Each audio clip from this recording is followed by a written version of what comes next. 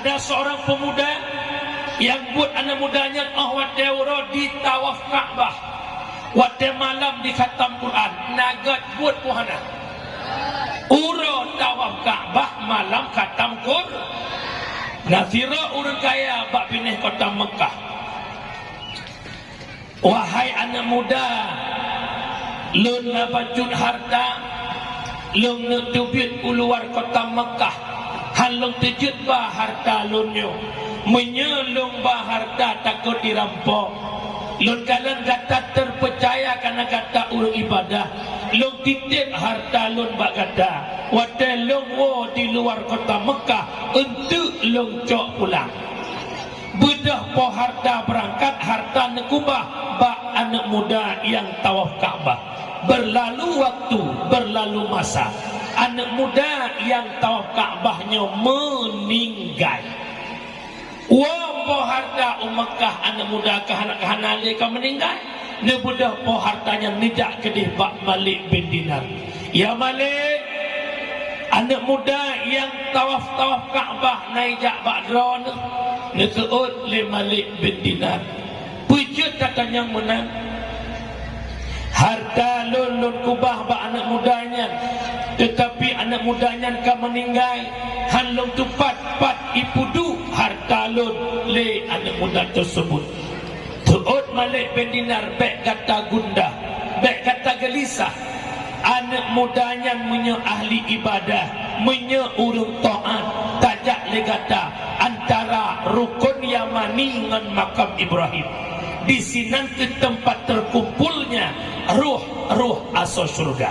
Nebudah po harta kira-kira 10 malam agi gejaklah antara rukun Yamani dengan makam Ibrahim. Wahai Pulan bin Pulen, pedahu aku tu. Wahai Pulan bin Pulen, karak-karak ibang subuh hanadum sabohro kepada gak wala ya Malik hek long hoi hai temdu menyemunan jak li kata bak babah man beruhud, yang mana laman beruhudnya tempat dikumpulkan ruh atau neraka. Bedah kejak tu. Wahai Pulan bin Pulen, hek tiga hoi blan ajudu wajah anak muda yang tawaf Ka'bah muda. Cukup ganteng yang mata hidupnya, tapi bak malamnya muka angah hitam yang cukup luar biasa. Wahai anak muda, kenapa engkau di neraka? Bukankah dirimu ahli ibadah? Bukankah dirimu ahli tawaf Ka'bah? Bukankah dirimu orang yang selalu khatam Quran? Itu dia anak mudanya. Abu Lord keputamang lam neraka li Allah kan karena hana ibadat.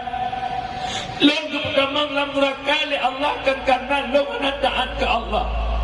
Akan tetapi lo tamang lam neraka justru karena lazat baklong ibadat, lale baklong ibadat sehingga nak kakak kandung lo epat di kampung hantam pernah lo jak tahu, hantam pernah lo jak kalat, hana lo pakai dengan saudara lo nya, hana lo mudawa, hana lo wo karena lale lo lam ibadat, lale lo lam tawaf Ka'bah, lale lo lam khatam Quran, han merupak wo jak sau kakak kandung lo nyo sebab Allah neputamang lo dalam neraka.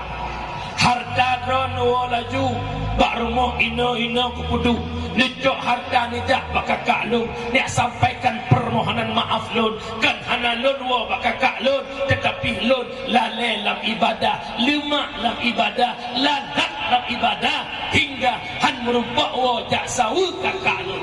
Kacok kesimpulan ni kita nyo malamnya, anak mudanya ibadah lemboita ngan syarah hana pakai hana dawa, hana iwo ya kanan syarah kan karena pakai karena lale lam ibadah, lima lam ibadah han iwo bakakak jitu iwo lale bak ibadah mateji diculok lam neraka di Allah. Aji introspeksi diri malamnya le kitanya ibadah bu pakai lemboita.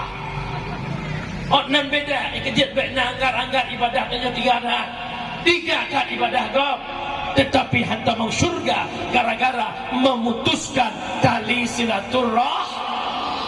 Kak Rami, oh Kak Rami.